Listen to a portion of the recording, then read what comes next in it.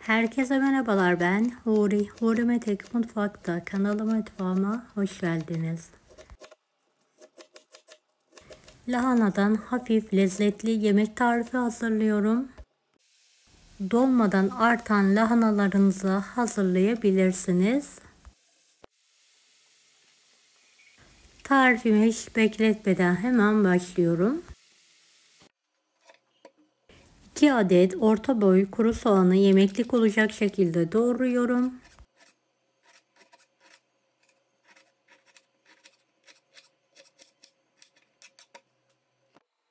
Evet, tencereye alarak bolca sıvı yağında kokusu çıkana kadar kavuralım.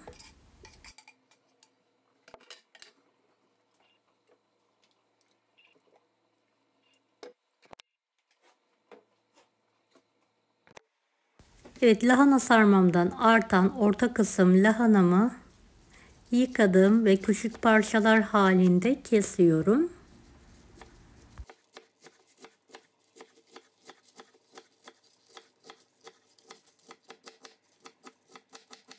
Beni hangi ülkeden veya şehirden izliyorsunuz merak ediyorum. Yoruma yazarsanız sevinirim.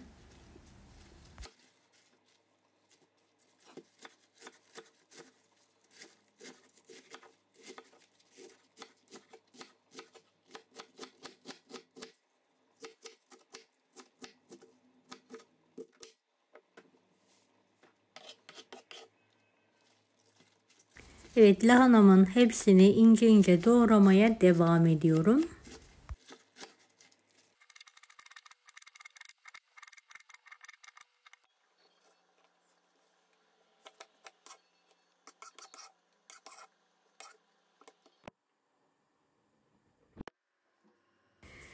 Soğanı ocağın üzerine alıyorum ve kokusu çıkana kadar kavuruyorum.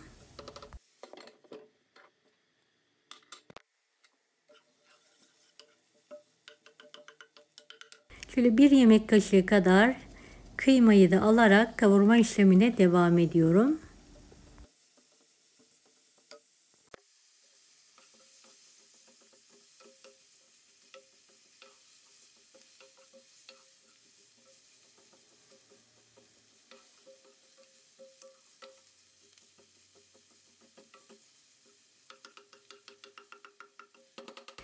Şöyle yarım yemek kaşığı biber salçası,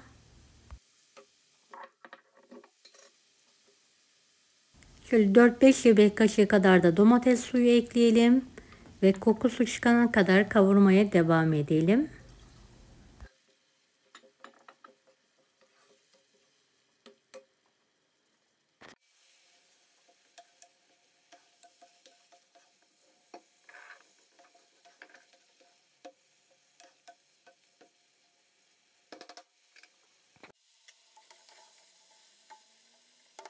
Doğradığım lahanaları azar azar ekliyorum ve karıştırıyorum.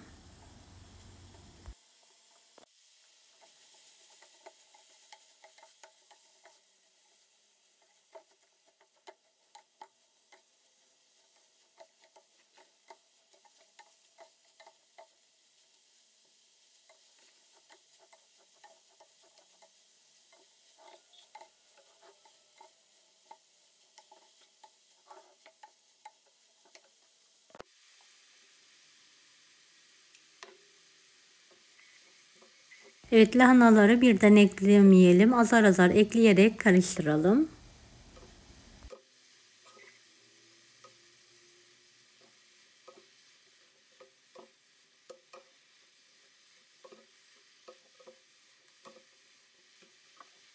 Evet, biraz su ilavesi yapalım.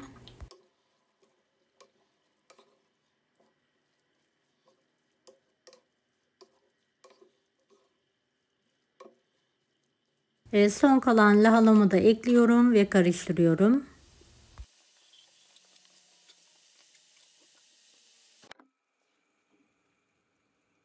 Bir miktar su ilavesi yapalım. Kapağını kapatarak yumuşayana kadar pişirmeye bırakalım. Ara sıra karıştırabilirsiniz.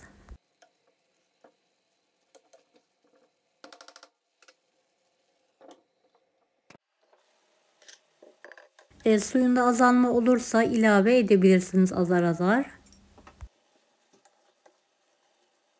Tuz ekledikten sonra tekrardan karıştırıyorum.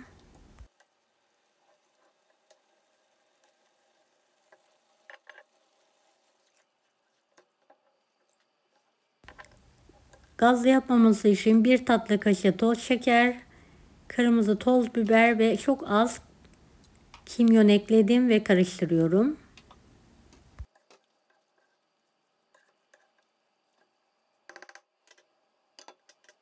Evet, lahanamız yumuşayana kadar pişirme işlemine devam edelim.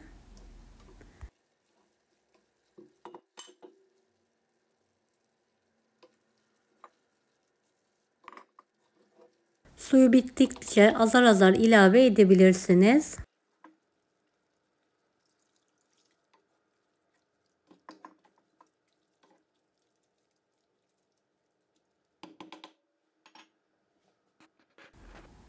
Evet, kapağını kapatarak pişirmeyi bırakıyorum. Yemeğim pişti, gördüğünüz gibi pamuk gibi yumuşacık oldu. Mutlaka deneyin. Deneyecek olan herkese şimdiden kolaylıklar dilerim.